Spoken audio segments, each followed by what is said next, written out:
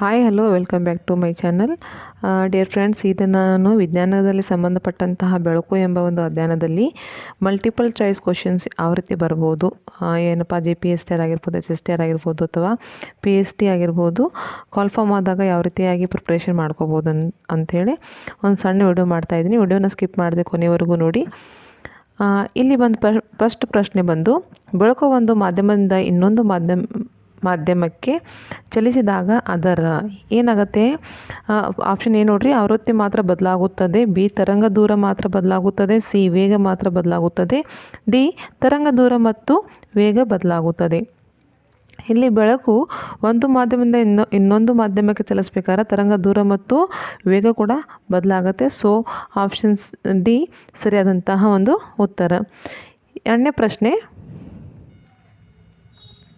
ಕಾಮನಬಿಲ್ಲಿನ ಬಣ್ಣಗಳಿಗೆ ಕಾರಣ ಬೆಳಕಿನ ಯಾವುದು ಕೊಟ್ಟರೆ? ಆಪ್ಷನ್ ಎ ಪ್ರತಿಫಲನ, ಬಿ ವಕ್ರೀಭವನ, 3 ಸಿ ವರ್ಣ ವಿಭಜನೆ, ಡಿ ಪ್ರತಿಫಲನ ಮತ್ತು ವಕ್ರೀಭವನ ಎರಡು ಕೊಟ್ಟಾರ. ಸಿ ವರ್ಣ ವಿಭಜನೆ ಸರಿಯಾದಂತಹ ಒಂದು ಉತ್ತರ. ಮೂರನೇ ಪ್ರಶ್ನೆ, ಬಿಳಿ ಬೆಳಕಿನಲ್ಲಿರುವ ಬಣ್ಣಗಳ ಸಂಖ್ಯೆ ಎಷ್ಟು?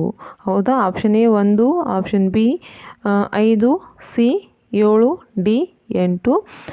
ಬಿಳಿಯ ಬಣ್ಣದಲ್ಲಿರುವಂಥ ಬೆಳಕುಗಳ ಸಂಖ್ಯೆ 7. ಅದೇ ಕಾಮನಬಿಲ್ಲು ಅಂತ ಕರಿತೀವಲ್ಲ, ಅದು 7 ಬಣ್ಣಗಳಿಂದ ಆವೃತವಾಗಿರುತ್ತೆ.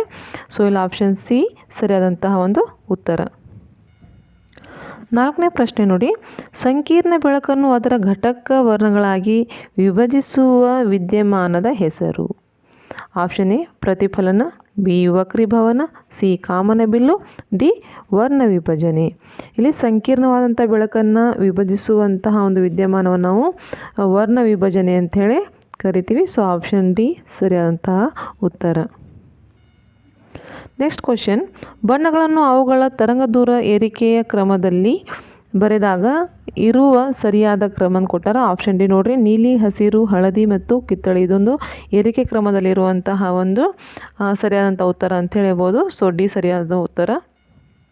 ಆರನೇ ಪ್ರಶ್ನೆ, ಬೆಳಕನ್ನು ವಿಭಜಿಸಿ ಕಾಮನಬಿಲ್ಲನ್ನು ಉಂಟು ಮಾಡುವುದು ಯಾವುದು? ಆಪ್ಷನ್ ಎ ಧೂಳಿನ ಕಣ, ಆಪ್ಷನ್ ಬಿ ನೀರಿನ ಹನಿ, ಆಪ್ಷನ್ ಸಿ ಜಲಜನಕದ ಅಣು, ಆಪ್ಷನ್ ಡಿ ಆಮ್ಲಜನಕದ ಅನ್ನೊಂದು ಕೊಟ್ಟಾರ. ಇಲ್ಲಿ ನೀರಿನ ಹನಿ ಸರಿಯಾದಂಥ ಉತ್ತರ. ಯಾಕಪ್ಪ ಅಂದ್ರೆ ಕಾಮನ್ ಬಿಲ್ ಮೂಡೋದು ಯಾವಾಗ ಅಂತಂದ್ರೆ ಮಳೆಯನ್ನು ಬರ್ತಿರಬೇಕು, ಈ ಕಡೆ ಬಿಸಿಲು ಇರಬೇಕು, ಅವಾಗೇನಾಗುತ್ತೆ ಕಾಮನ್ ಬಿಲ್ಲು ಮೂಡುತ್ತೆ. ಯಾಕಂದ್ರೆ ಸೂರ್ಯನ ಕಿರಣಗಳು ಮಳೆಯ ಹನಿಯ ಮುಖಾಂತರ ಪಾಸ್ ಆದಾಗ ಆ ಒಂದು ಕಾಮನ್ ಬಿಲ್ಲು ಮೂಡುತ್ತೆ. ಸೊ ಹಾಗಾಗಿ ಆಪ್ಷನ್ ಬಿ ಸರಿಯಾದಂತಹ ಉತ್ತರ. ನೆಕ್ಸ್ಟ್ ಪ್ರಶ್ನೆ ನೋಡಿ, ಇವುಗಳಲ್ಲಿ ಅತ್ಯಂತ ಉದ್ದನೆಯ ತರಂಗ ದೂರ ಉಳ್ಳ ಬಣ್ಣ ಯಾವುದು ಅಂತ ಕೊಟ್ಟಾರೆ?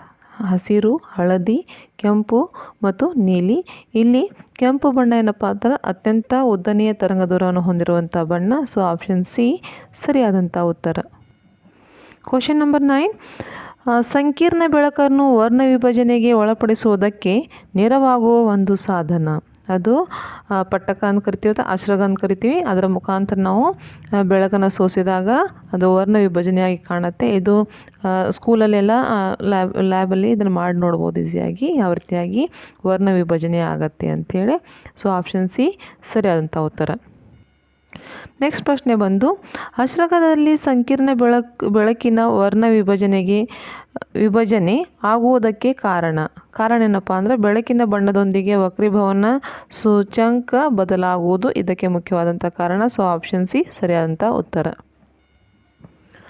ನೆಕ್ಸ್ಟ್ ಪ್ರಶ್ನೆ, ವರ್ಣ ವಿಭಜನೆ ಎಂದರೇನು? ಹೌದಾ? ಸಂಕೀರ್ಣ ಬೆಳಕು ಅದರ ಘಟಕ ವರ್ಣಗಳಾಗಿ ಒಡೆಯುವುದನ್ನು ನಾವು ವರ್ಣ ವಿಭಜನೆ ಅಂತ ಕರಿತೀವಿ. ಸೊ ಆಪ್ಷನ್ ಎ ಸರಿಯಾದಂತಹ ಉತ್ತರ. ನೆಕ್ಸ್ಟ್ ಪ್ರಶ್ನೆ ಬಂದು, ಗೋಚರ ರೋಹಿತದ ತರಂಗ ದೂರಗಳ ವ್ಯಾಪ್ತಿ ಎಷ್ಟು ಅಂತಂದಾರ?